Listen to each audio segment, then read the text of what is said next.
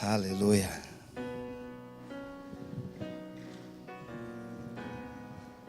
Boa noite, queridos, graça e paz. Amém? Tem hora que eu pergunto assim, eu fico com medo das pessoas terem ido embora. Eles quase não respondem. Prazer estar aqui com vocês.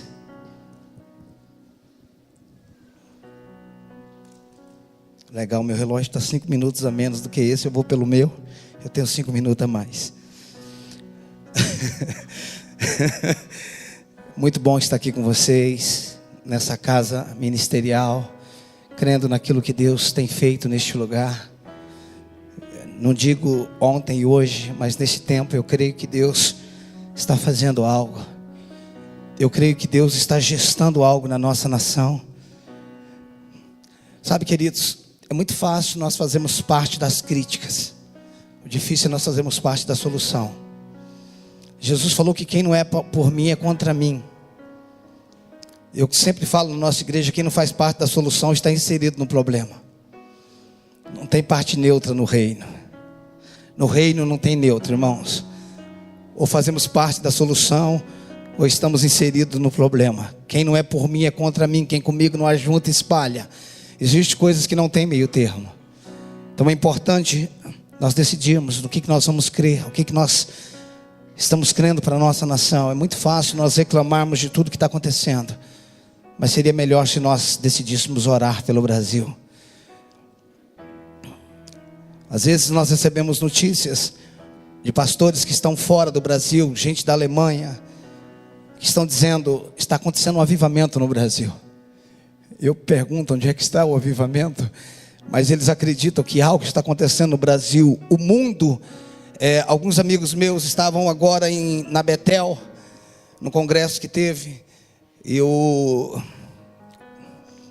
Mike Bicker, alguma coisa assim, o nome dele, ele disse que os olhos do mundo estavam voltados para o Brasil. Na Betel não, né? iHope, perdão, é o iHope. Eles estão há 18 anos orando, irmãos, de forma ininterrupta. Algo está sendo gerado. Aleluia. Eu queria que você fechasse os seus olhos. Amado Espírito Santo, inunda este lugar com a tua presença. Ativa as nossas vidas nessa noite. Que isso não se resuma, Senhor, apenas a um momento, a um minuto, a algumas horas, mas que isso possa mudar a nossa vida. Espírito Santo, quebra fortalezas, quebra sofisma, traga cura a traumas, Senhor, a decepções, que muitas vezes roubou a paixão, que muitas vezes nos tirou de um foco, aonde nós buscávamos ao Senhor de uma forma intensa e de alguma forma nos perdemos isso. Que nessa noite isso seja despertado, isso seja aceso nessa noite. A tua palavra tem o poder de nos libertar, Senhor. Que nós não venhamos nos conformar com uma religião, que nós não venhamos resumir a vida cristã em dias de culto, mas que possamos ter uma vida, Senhor, de relacionamento contigo. Enche toda a casa com a tua glória. Nós nos submetemos a ti, nós queremos ouvir a tua voz. Nós queremos ouvir a tua voz. Aleluia. Tu és santo, Senhor. Tu és digno, Senhor. Não há ninguém igual a ti, não há ninguém como tu.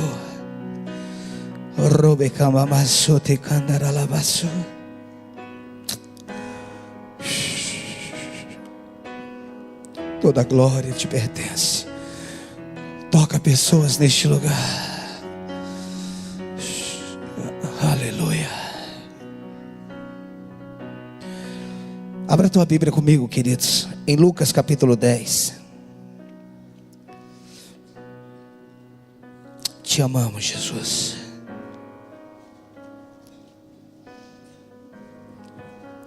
Lucas capítulo 10, versículo 38.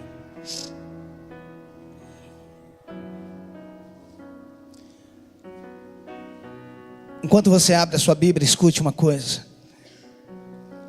A onipresença de Deus faz com que Ele esteja em todos os lugares, mas a manifestação é só onde Ele é desejado. Você sabia disso? A onipresença de Deus faz com que Ele esteja em todos os lugares, mas a manifestação é só onde Ele é desejado. Ele está em todos os lugares, mas não se move em todos os lugares. Você sabia que a onipresença de Deus está até no inferno?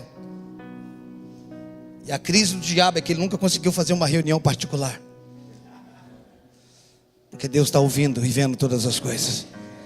E na verdade eu nem defino que o diabo está no inferno, porque inferno é qualquer lugar que Deus não esteja, e a onipresença ainda está lá.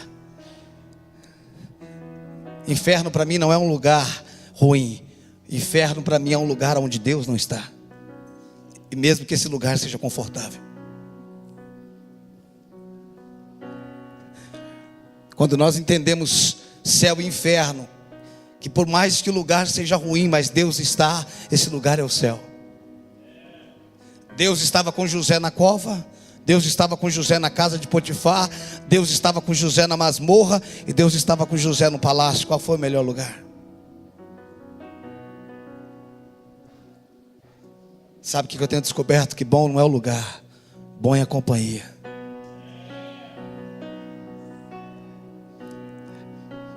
Às vezes nós dizemos: Senhor, eu quero te conhecer numa dimensão que eu nunca te conheci. Ele fala: para isso eu preciso te colocar dentro de uma fornalha. Sadraque, Misaque e Abednego só encontraram uma dimensão diferenciada dentro da fornalha. Daniel conheceu uma dimensão de Deus na cova dos leões. Deixa eu te falar uma coisa: a fé nem sempre guarda, irmão. A fé nem sempre livra, mas a fé sempre guarda. A fé não é para te livrar da cova, a fé é para te livrar dos leões. A fé não é para te livrar da fornalha, a fé é para te livrar do fogo. Por isso que a Bíblia diz: se passar pelo fogo não vai te queimar, se passar pela água não vai te afogar. Ou seja, é provável que você vai passar pelo fogo, o que vai acontecer é que não vai te queimar.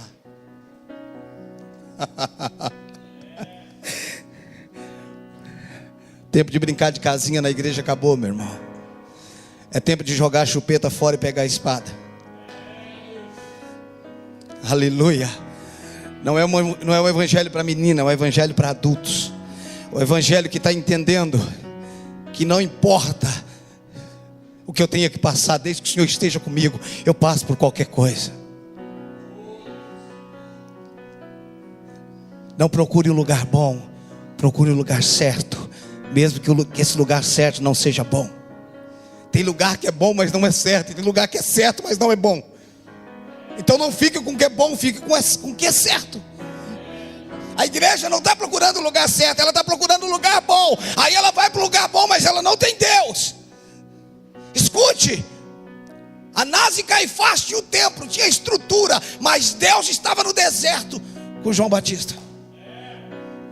Eles tinham o templo, eles tinham a estrutura, mas eles não tinham a presença. Do que adianta ter estrutura se não tem presença? Do que adianta ter tudo? A palavra de Deus, escute, querido, João Batista abriu uma igreja onde ninguém deveria abrir. A igreja de João Batista era terrível para frequentar. Se você fosse no culto de dia, era muito quente. Se você fosse no culto da noite, era frio. E era o lugar que tinha mais serpentes no deserto.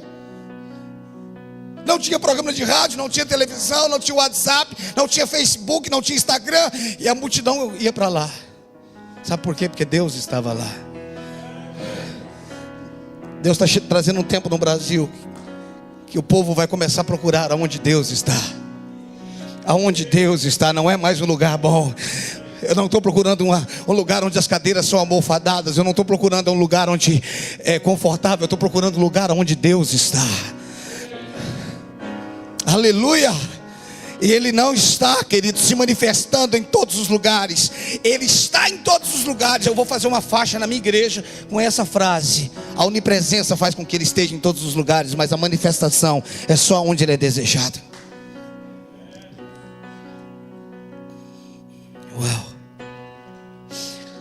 Lucas capítulo 10, versículo 38 ao 42. Eu preciso que você leia comigo uns 3, 4 passagens, ok? Para a gente fundamentar a palavra dessa noite. Vamos começar por Lucas 10, 38 ao 42. Diz assim: indo eles de caminho, entrou Jesus num povoado, e certa mulher chamada, diga Marta, hospedou-o na sua casa.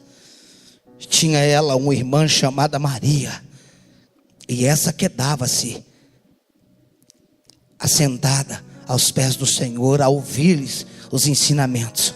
Marta agitava-se de um lado para o outro, ocupada em muitos serviços. Então se aproximou-se de Jesus e disse: Senhor, não te importa de que minha irmã tenha deixado que eu fique a servir sozinha? Ordena-lhe, pois, que venha ajudar. Respondeu-lhe o Senhor: Marta, Marta, andas inquietas e te preocupa com muitas coisas. Entretanto, pouco é necessário, ou mesmo uma só coisa. Maria, pois, escolheu a boa parte, e esta não lhe será tirada. Volte para Mateus capítulo 21.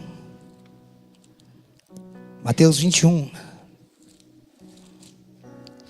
versículo 16. Mateus 21, 16 e 17. Acharam? Mateus 21, 16 e 17 diz assim: ouves os que estão dizendo? Ouves o que esses estão dizendo? Respondeu-lhe Jesus: sim, nunca lestes? Da boca dos pequeninos e crianças de peito tiraste o perfeito louvor? E deixando-os, saiu da cidade para Betânia, aonde pernoitou. Vamos lá para Marcos capítulo 11. Marcos capítulo 11, versículo 1. Marcos 11, 1 diz assim: quando se aproximavam de Jerusalém, de Betfagé e Betânia, junto ao Monte das Oliveiras, enviou Jesus 2 dos seus discípulos. Versículo 11: e quando entrou em Jerusalém no templo, tendo observado tudo como se já fosse tarde, saiu para Betânia com os 12. Versículo 12: no dia seguinte, quando saíram de Betânia, teve fome. Mais um texto, Lucas capítulo 24, 49. 24, 49.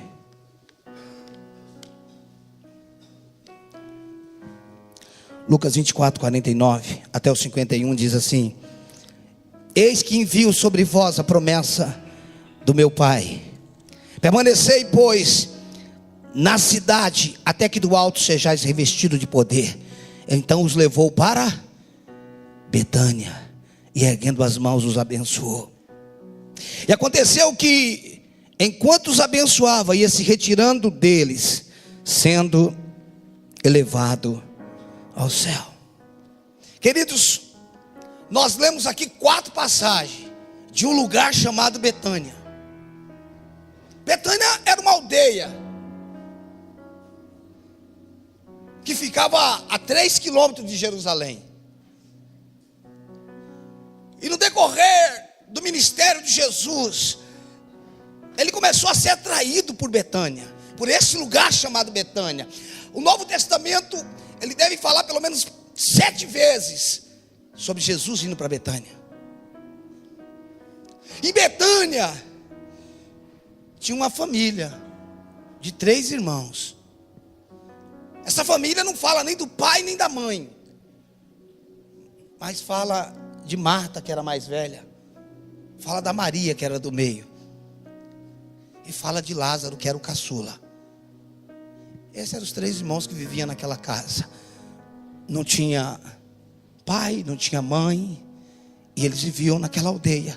E Jesus estava sempre indo para lá. Dentro de um dos textos desses que nós lemos, Jesus saiu de lá de manhã. Quando ele amaldiçoou a figueira, ele tinha acabado de sair de Betânia. Ele amaldiçoou a figueira porque ele quis comer e não tinha fruto. Significa que ele saiu da casa de Marta e naquele dia ele não comeu. O que me faz entender que ele não ia lá só por causa da comida da Marta. Jesus era atraído, de alguma forma, por alguma coisa que tinha em Betânia. Escute, queridos, Deus está em todos os lugares, mas Ele é um Deus de ambiente. Deus é um Deus de ambiente. Quando você prepara um ambiente correto, Ele está ali. Existem lugares no planeta que atraiu Deus, lugares que aconteceu um avivamento. É porque aquele ambiente atraiu Deus. Existem lugares, quando é preparado, queridos, não para um show, mas por homens e mulheres apaixonados por Deus, esse lugar atrai Deus. E quando Deus chega naquele lugar, um avivamento acontece.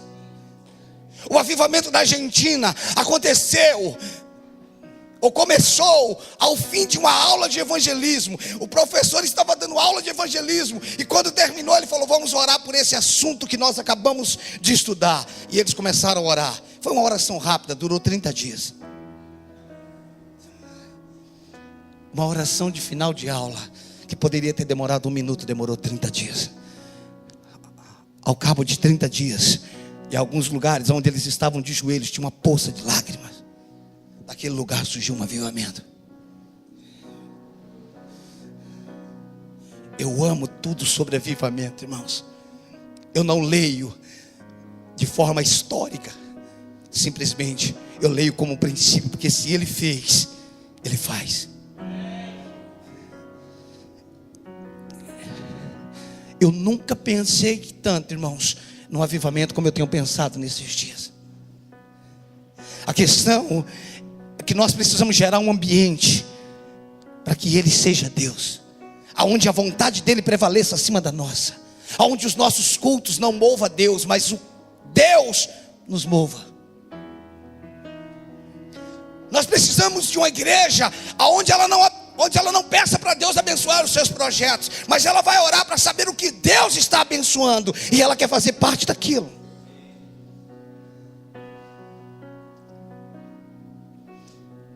Hoje de manhã em Araras, eu disse o seguinte: enquanto a gente é criança, a gente pede coisas. Quando a gente amadurece, a gente pede nações. E sabe por que a gente deixa de pedir coisas? É porque nós descobrimos que todas essas coisas são nossas. E aí nós não precisamos pedir, nós só nos apropriamos. Você sabe que a única coisa que os discípulos pediram para Jesus ensinar não foi fazer milagre. Os discípulos nunca disseram para Jesus: nos ensina a fazer milagre. Eles nunca perguntaram para Jesus: nos ensina a multiplicar pães. Eles nunca perguntaram para Jesus, nunca pediram a Jesus: nos ensina a expulsar demônio. Você sabe o que eles pediram? Nos ensina a orar. Porque se você orar, você expulsa demônio. Porque se você orar, você multiplica pães. Porque se você orar, você cura os enfermos. Escute, queridos, não adianta nós fugirmos desse assunto. É a velha, desprezada e rejeitada oração que funciona. É isso que nós precisamos entender. Havia alguma coisa em Betânia que atraía Jesus. Tinha dia que ele trabalhava o dia inteiro, mas à noite ele ia pernoitar em Betânia. Eu quero ficar em Betânia. Irmãos, quando eu comecei a estudar sobre esse lugar chamado Betânia, algo gerou no meu coração. Eu falei: meu Deus, eu quero ser Betânia. Eu quero ser o lugar onde Ele quer estar. Lembra daquela canção? Eu quero ser um lugar onde você gosta de estar. A onipresença faz com que Ele esteja em todos os lugares, mas tem lugar que Ele é atraído, tem lugar que Ele quer estar. Por quê? Porque tem gente que está chegando no lugar onde entendeu: o Senhor não é só o que o Senhor me dá, ainda que eu preciso de tudo que o Senhor me dá, mas eu quero o Senhor. Como diz a Ludmilla numa canção: nem que seja para ficarmos em silêncio a sós, Senhor, só nós. Mesmo que eu não tenha o que dizer, mas eu quero ficar contigo. O Watchman Nee, ele dizia o seguinte: a minha oração começa quando eu não tenho mais nada que falar. Depois que eu falei tudo, não tenho mais nada que falar, minha oração começa aí. Ou seja, é a partir daí que eu começo a ouvir.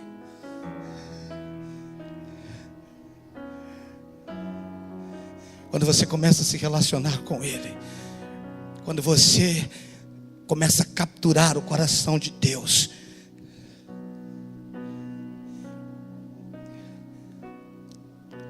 a nossa vida de oração é mudada. Quando nós encontramos um lugar, quando nós preparamos um lugar. Deixa eu te contar uma história. Essa história está no livro do John Bevere, Paixão por Sua Presença. Eu li esse livro alguns anos atrás. John Bevere, estudando, ele descobriu que quando Adão foi expulso do Éden, ele foi morar em cavernas. E ele disse que caverna é lugar de pessoas deprimidas. E ele começa a parafrasear, irmãos, criar uma história dentro desse contexto. Não é doutrina, mas eu achei maravilhosa. É a parte do livro que eu mais guardei. Paixão por Sua Presença, John Bevere. E ele diz que quando Enoque nasceu, Enoque era tataraneto de Adão. Quando Enoque cresceu, esse avô dele ainda estava vivo. E Enoque dizia assim: eu vou lá ter um tempo com meu avô. Eu vou perguntar para ele como é que era lá no jardim. E os familiares diziam: não faça isso. Ele não gosta de falar sobre esse assunto. E durante muito tempo Enoque resistiu, mas teve um dia que ele não aguentou, e ele foi até a caverna onde Adão morava. E o vovô estava sentado. E ele senta na frente do vovô e diz: vovô, como é que era lá? O vovô Adão, que estava olhando para ele, abaixa a cabeça e começa a derramar lágrimas. E depois de algum tempo chorando, ele diz: eu andava com ele todos os dias. Ele, em meio às lágrimas, ele dizia: um dia nós fizemos uma reunião e ele deixou por minha conta os nomes dos animais. Ele falou: você pode colocar. E o John Bevere falando o seguinte: que enquanto Adão falava das suas perdas, os olhos de Enoque diziam: tudo que o vovô perdeu, eu vou recuperar. Tudo que o meu avô perdeu. E a partir dali Enoque começou a andar com Deus. Ele sentou com alguém que tinha um memorial. Ele sentou com alguém que tinha uma história, que tinha andado com Deus. Você sabe que ele disse que o que me faz pirar o cabeção é quando eu sento com alguém que esteve com um lugar em Deus que eu ainda não estive. É quando eu estou conversando com alguém que ele esteve em dimensões que eu não estive. Eu falo: me conta. Esses dias eu estava em Rio Preto com o Luiz Hermínio. A gente terminou o culto, fomos jantar. E eu falei para ele: e aí, Luiz, como é que você está? Ele falou: Ricardo, está uma bênção, cara. Onde a gente tem ido, Deus tem feito. Eu falei: não é isso que eu estou perguntando não, Luiz. Que está uma bênção, eu estou vendo até pela internet. Eu quero saber como está aquilo que eu não estou vendo. Quando você encontrar uma pessoa, não pergunte para ela como está, pergunte para ela como foi. Porque só está como está, porque foi como foi. Uma geração imediatista quer ver resultado. Uma geração que conhece Deus, sabe que Ele é um Deus de processo, que você começa a andar com Ele. A Bíblia diz: e Enoque andou com Deus, e já não era. Eu criei uma tradução para isso. E Enoque andou com Deus e já era. Porque você só é alguma coisa em si quando você não anda com Ele. Quando você anda com Ele, você não é mais nada, porque Ele é tudo. Por isso que eu digo que Enoque andou com Deus e já era. Porque algo começa a mudar na sua vida. Adão perdeu, Enoque recuperou. Irmãos, um dia Enoque saiu para comprar pão e ele não voltou até hoje. Falou para a esposa: eu vou na padaria buscar pão. Foi o primeiro sequestro da história. Saiu nos jornais, Deus na rádio, todo mundo divulgou nos grupos do WhatsApp. Ninguém sabe onde aquele homem foi parar. Ele atraiu tanto Deus que Deus levou ele para si.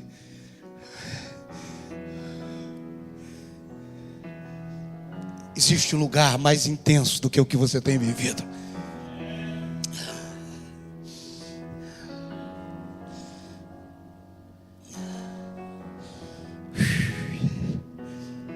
O que será que tinha em Betânia, irmãos, que tanto atraía Jesus?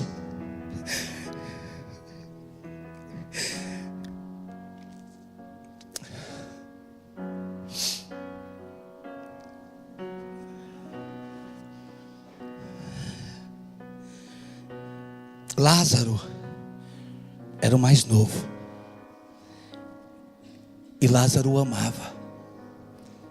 Lázaro amava Jesus. Então em Betânia Jesus tinha alguém que amava ele. Em Betânia também tinha Maria, que sentava aos pés dele e ouvia. Opa, Jesus tinha quem amava e tinha quem ouvia. E em Betânia, na mesma casa, também tinha Marta, que o servia.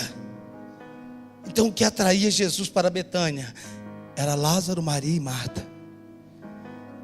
São três pessoas diferentes, mas que traz a plenitude de uma vida cristã: paixão, ouvido e serviço.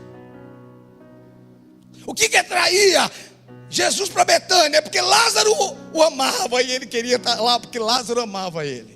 E quando ele chegava lá, ele tinha Maria que tinha ouvidos para ouvir ele, e tinha Marta que o servia. Essa é a vida cristã plena, irmãos: paixão, ouvido e trabalho. Nessa ordem: primeiro paixão. Se você ama Ele, você vai estar com Ele a sós. Você vai sentar aos pés dele, e você vai ficar lá até ouvir tudo. E só depois que você ouviu tudo é que você tem o que fazer. Você está entendendo? Às vezes a obra de Deus tem muitas demandas. A Bíblia diz que os fariseus chegaram até Jesus. Olha o que eles disseram.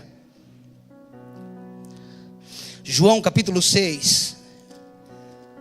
Aleluia. Versículo 28.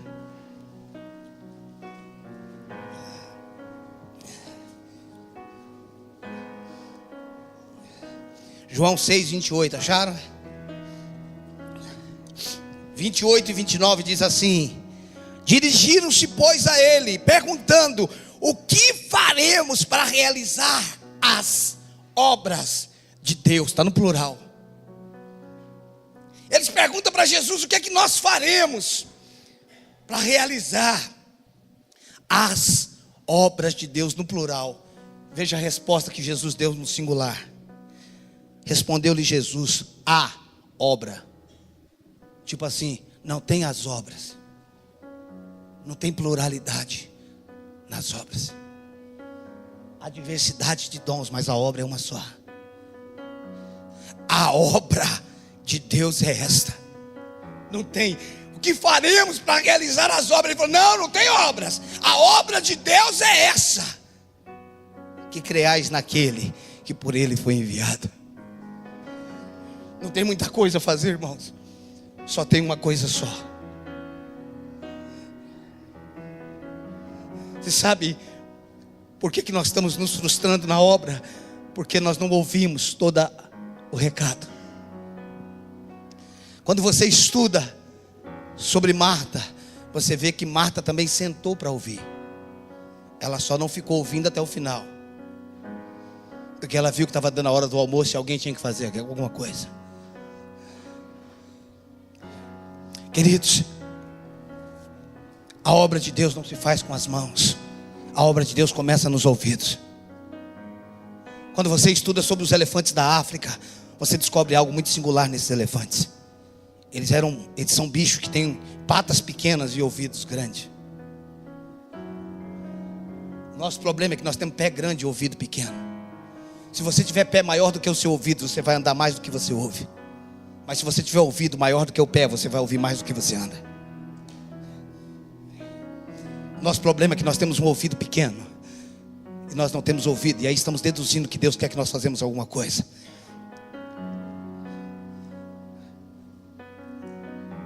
Nós não podemos fazer a obra de Deus com axiologia. Não dá para fazer surpresa para Ele. Não dá para brincar de esconde-esconde com Ele. Ele sabe onde você está. Se você quiser fazer surpresa, faça surpresa para tua esposa ou para o teu esposo. Mas não dá para fazer surpresa para Ele. Ele sabe de todas as coisas. Então, se você quer agradar, não faça uma surpresa. Faça o que Ele gosta. Descubra o que Ele gosta e faça para Ele o que Ele gosta. Porque não dá para fazer surpresa para Ele. Se você quer agradar, faça o que Ele gosta. E às vezes, queridos, nós não conhecemos o Deus da obra, ou o Deus da obra que nós estamos fazendo. E aí nós estamos fazendo uma obra para Deus sem saber se o Deus da obra aceita aquilo. No Antigo Testamento, o homem não acendeu o fogo. Quem acendeu o fogo foi Deus. Ele só manteve o fogo aceso. Você não acende o fogo. Quem acende o fogo é Ele. Você só mantém o fogo aceso e não deixa Ele apagar. Quando você acende o fogo, é fogo estranho. Ele acende o fogo em você e você mantém o fogo aceso. Não é você que faz fogo, irmãos. É você que alimenta o fogo. E todo dia tinha que tirar cinza. A cinza fala dos pecados, fala das coisas. Tinha que tirar cinza e colocar mais lenha. E o fogo deve arder continuamente, sem apagar. Eu acho que Deus quer que eu leve comida para o morador de rua. Aí vai lá e leva. Eu acho que Deus quer que eu vou visitar os órfãos e a viúva. Não tem nada de errado nisso, irmãos. A questão é se Deus te mandou fazer isso. Nós temos um ministério na igreja que toda semana vai levar comida para o morador de rua. Nós temos um casal da igreja que acabou de assumir uma casa de recuperação feminina. Eu não sou contra nada disso, irmãos. A questão é, o que você está fazendo, Deus mandou você fazer, ou você acha que está agradando Ele com o seu serviço? Não tem obras, irmão, tem obra.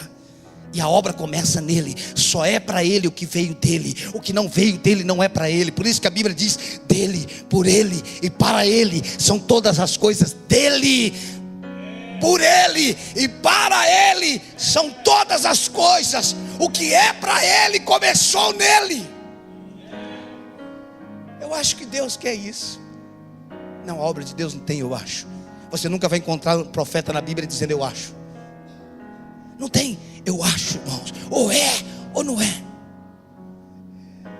Eu acho que Deus quer que eu faça isso. Não.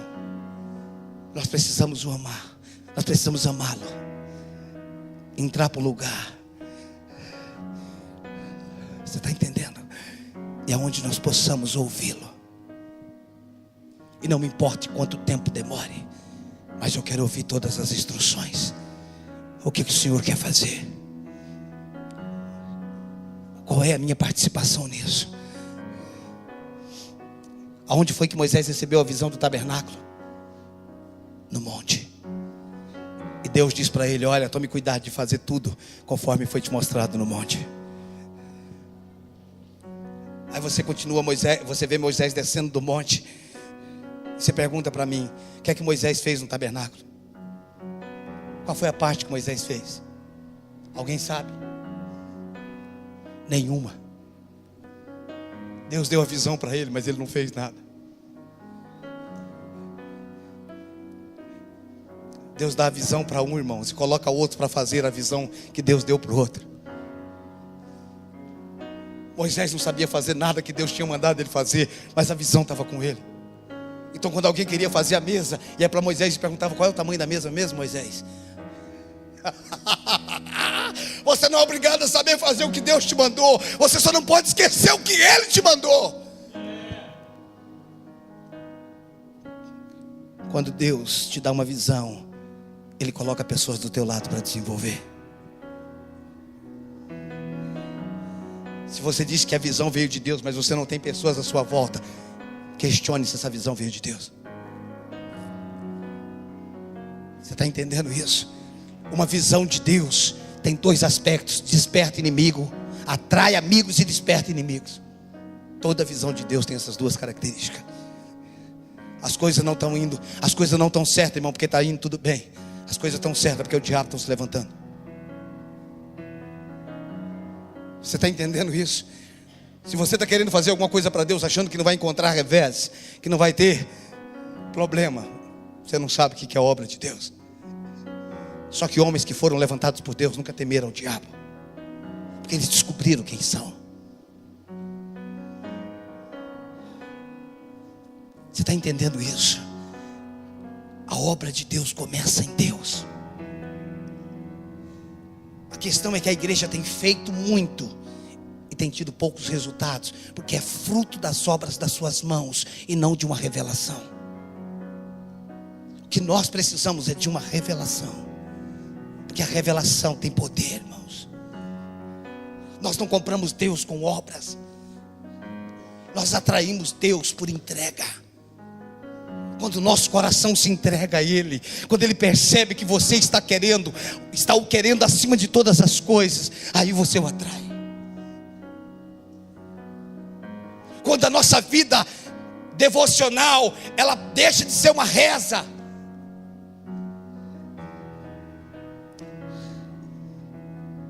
aonde nós já não oramos mais assim: em paz me deito, em paz me levanto, em nome do Pai, do Filho e do Espírito Santo. Ele faz assim.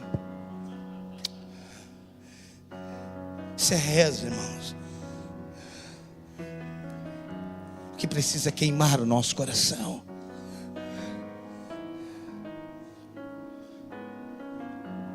Lázaro, Maria e Marta é a plenitude de um cristão: amor, ouvido e serviço. Amor, ouvido e serviço. Amor, ouvido, eu te amo, eu vou para os teus pés até o Senhor falar comigo. Não importa quanto tempo demore, não importa o que precisa ser feito, eu vou ficar aos teus pés. Quando você decide entrar neste lugar de oração, primeiro passo, irmãos, a primeira coisa que começa a acontecer é que você parece que não ouve nada, nada está acontecendo. E nesse estágio muita gente para, porque diz: eu oro. Deus não fala. Não é que Deus não fala, é que você não ouve. Deus sempre fala, irmãos, mas a gente nem sempre ouve, porque a nossa alma está agitada e inquieta com muitas coisas. E aí nós temos um monte de vozes dentro de nós, e aí nós não conseguimos discernir a voz de Deus. Mas chega uma hora que você vai alcançando maturidade no teu relacionamento com Deus, e chega uma hora que você começa a ter governo sobre a tua alma, e você começa a distinguir a voz de Deus. Muitas pessoas não conseguem aquietar a sua alma. Eu recebo mensagens.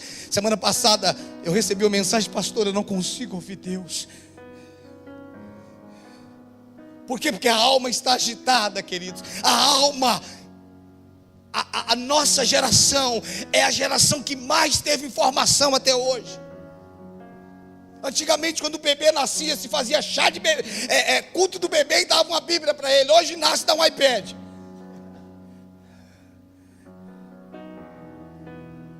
Verdade, irmãos.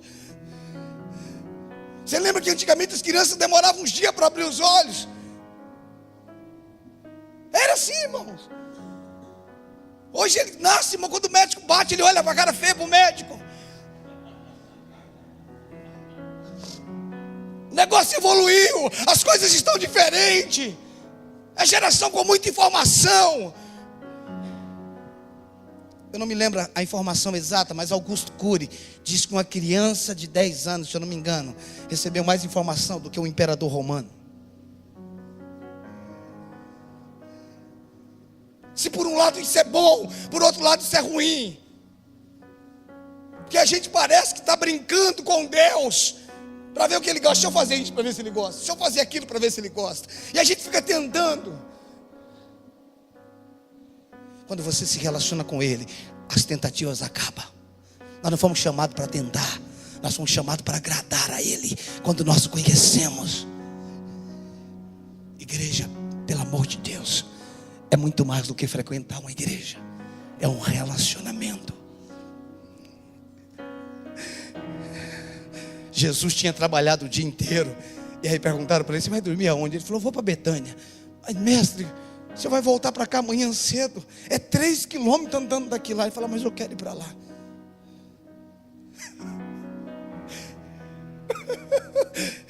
Ele queria ir para Betânia. Ele tinha saudade de Lázaro. Ele tinha saudade de Maria. Você está entendendo isso? Que existe um lugar que ele gosta de estar. Eu penso que diz que algumas canções foi feita naquela época. Eu penso que aquela canção que diz assim: fica, Senhor, já se faz tarde. Eu penso que foi Maria que cantou para ele. Não vai não, já é tarde, fica aqui. Não vai não.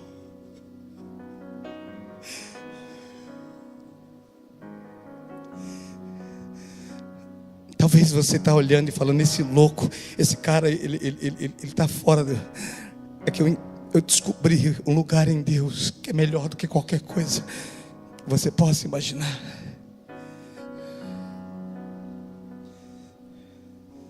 Existe um lugar em Deus que todas as outras coisas se tornam supérfluas.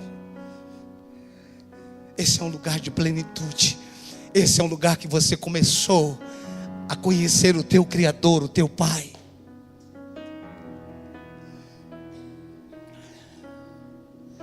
E aí, queridos, nós estamos tentando agradar a Deus com aquilo que nós fazemos, achando que isso, existe uma grande obra a ser feita, mas existe algo a ser realizado. Existe uma obra a ser feita, mas existe algo a ser realizado. Eu sei que em Mateus 28 fala do ide, e Mateus está antes de Atos, mas você não tem como ir sem antes ficar em Jerusalém, até que do alto seja revestido. Nós não podemos ir sem antes ficar, sem antes sermos revestidos com poder, sem antes conhecermos o Senhor. Nós somos atraídos todos os dias para um monte de coisa. Nós temos muita coisa a fazer. Se você é como eu, e se o diabo trabalha contra você como trabalha contra mim, todas as vezes que você decide ter um período de oração longo, o gerente do banco liga, a mulher da net liga, gente que nunca te ligou te liga, só porque você decidiu ter um período mais intenso de oração. Eu me lembro que alguns anos atrás, quando eu comecei a orar em línguas, eu estava à tarde orando, um rapaz me ligou e falou: pastor, o que você está fazendo? Eu falei: eu estou orando. Ele falou: já que você não está fazendo nada, vamos ali comigo. Eu falei: como que eu não estou fazendo nada? É porque para uma igreja ativista, orar significa não fazer nada. Você faz mais de joelho do que 8 horas de pé. Um dos heróis da fé dizia assim: nunca faça nada sem orar. E se um dia você tiver que fazer algo que não dê tempo de orar, ore antes. Enfim, ore. Ore. Não tem nada mais urgente do que a oração, irmãos. Não tem nada mais urgente do que a oração. Os olhos do Senhor estão sobre toda a terra, procurando homens e mulheres. Ele diz: eu achei Davi. Ele achou Davi. Ele achou. Os olhos dele estavam passando pela terra. Ele falou: aquele menino ali, olha ele. Olha ele. Olha ele.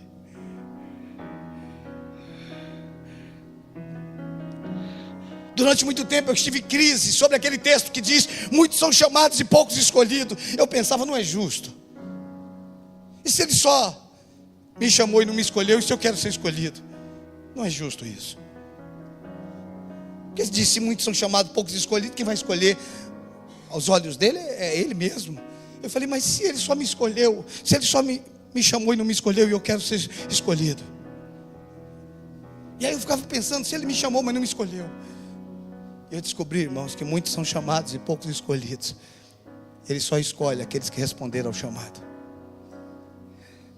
Ele chama a todos, mas quem se faz escolhido é você. As pessoas perguntam: o senhor lembra o dia que Deus te chamou? Eu falo: eu não me lembro. Eu me lembro do tempo que eu me ofereci. Porque eu não me lembro dele ter me chamado. Eu me lembro de ter me oferecido.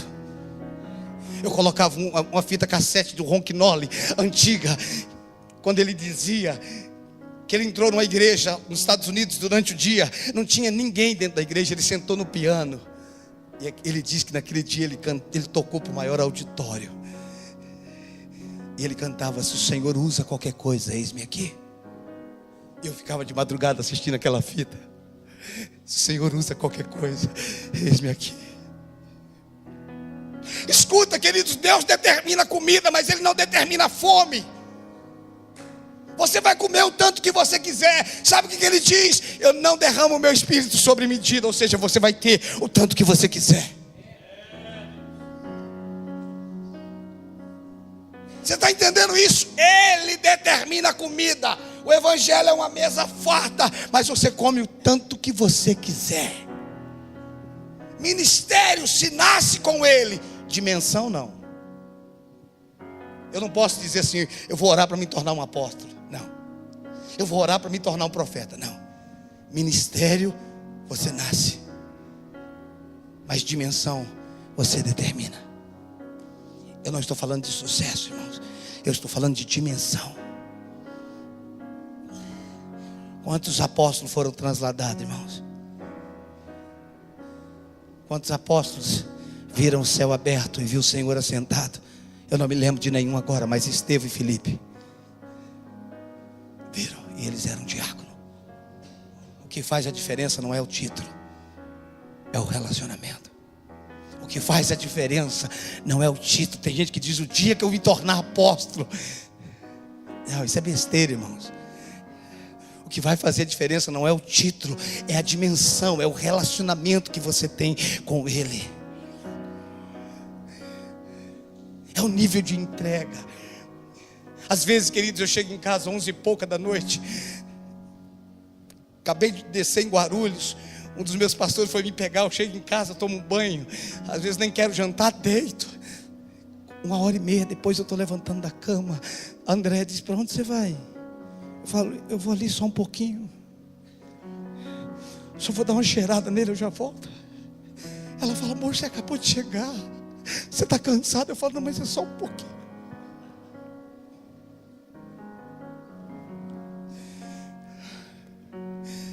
Às vezes nós estamos no shopping passeando, eu, ela, Esther. Daqui a pouco a gente senta, come, já andou um pouco no shopping. Ela olha e diz assim: você não queria estar aqui, né? Eu: não, está tudo de boa, irmão.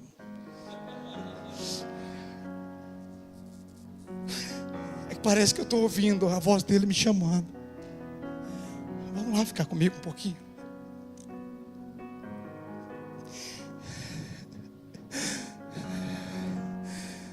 Deus quer pegar você. Deus quer pegar você, irmão. Eu não sei você, mas eu quero me tornar Betânia para Jesus. Eu quero ser um lugar que Ele deseja ficar. Eu quero ser um lugar que atraia Ele. Eu quero ir. Eu quero estar com você.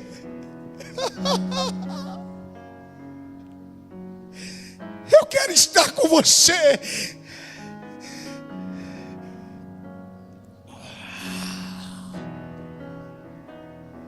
Você sabe uma das passagens que me intriga, Denis?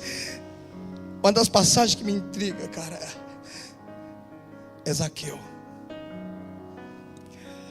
Você quer ver, cara, como é que algumas coisas atrás de Jesus? Zaqueu era ladrão, cara. Talvez ele pensava assim: eu não sou digno de falar com ele. Mas ele puxou a rota que Jesus ia passar. E ele disse: talvez ele pense: eu sou um cara assim indigno. Eu sou ladrão, eu já fiz muita coisa errada, mas eu só quero ver ele. E ele olhou o caminho e disse: ele vai passar por aqui. Sentou em cima da figueira e ficou balançando as perninhas, olhando. Ele sabia que ele ia ser o primeiro a passar. Ninguém falou para Jesus que Zaqueu estava ali, mas o coração de Zaqueu dizia: eu quero ver ele. Jesus está passando. E a fome que havia dentro de Zaqueu faz Jesus olhar para cima e dizer: Zaqueu, desce, cara. Eu quero ir para a tua casa. Eu quero ir para a tua casa, Zaqueu. A tua fome mexeu comigo. Eu quero ir para a tua casa. Zaqueu não esperava que Jesus entrasse na casa dele. Lembra que eu comecei dizendo que Ele está em todos os lugares, mas só se manifesta onde é atraído. Zaqueu atraiu Jesus. E Zaqueu disse que desceu depressa, irmãos. Talvez igual eu, quando eu ia roubar coco lá no Nordeste, descia rasgando toda a barriga, ficava toda ralada a barriga, porque o dono dos pés de coqueiro estava vindo. Descia assim, uma camisa subia, ralava tudo. Zaqueu desceu com tudo. E agora Jesus está indo para a casa de Zaqueu. E Zaqueu não deixou nada preparado, porque ele não esperava que Jesus fosse para a casa dele. E agora, irmãos, ele está indo para a casa de Zaqueu. E Zaqueu pega o celular, manda uma mensagem no WhatsApp para a esposa. Ela não atende. Como as mulheres que demoram para atender o WhatsApp. E ele fala: meu Deus do céu, ele vai chegar lá, não tem nada pronto. Enfim, irmãos, ele chega lá, não tinha nada pronto. E os dois sentam na mesa, um senta de um lado, outro senta do outro. Enquanto a mulher está fazendo a comida, a empregada. E aquela conversa aquele negócio que não tem assunto, irmãos. Zaqueu constrangido com a presença de um homem santo. E o homem santo constrangendo Zaqueu. E de vez em quando um olhava para o outro e dizia: pois é, né, Zaqueu? Zaqueu falava: pois é, está quente hoje, né? Alguém começa a conversar assim, irmão, porque não tem assunto. Tá quente, né? Tipo assim, não tem mais assunto, irmão. Isso é igual aquele negócio: vamos almoçar qualquer dia. Vocês não vão almoçar nunca, irmãos. Esse negócio de qualquer dia, dia nenhum. Coisa importante tem dia, hora e local. Qualquer dia a gente vai almoçar. Tipo assim, nunca a gente vai almoçar. Porque qualquer dia, dia nenhum, irmão. Nunca vi um encontro de qualquer dia dar certo. Qualquer dia a gente vai se ver. Ou vou marcar um dia pra gente se encontrar. Tipo assim, nunca. A gente não vai se...